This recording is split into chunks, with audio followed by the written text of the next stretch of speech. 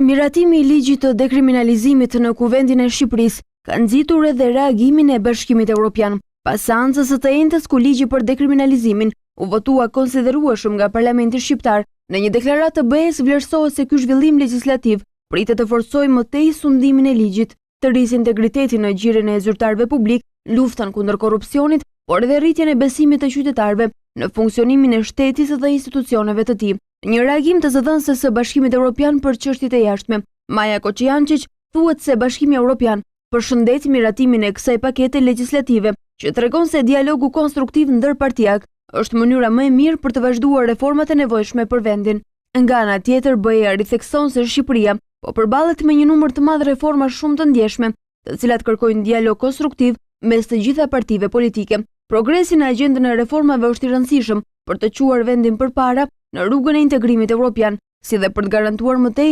rrënjosjen e sundimit të ligjit, përfundon reagimi zyrtar i Bashkimit Evropian.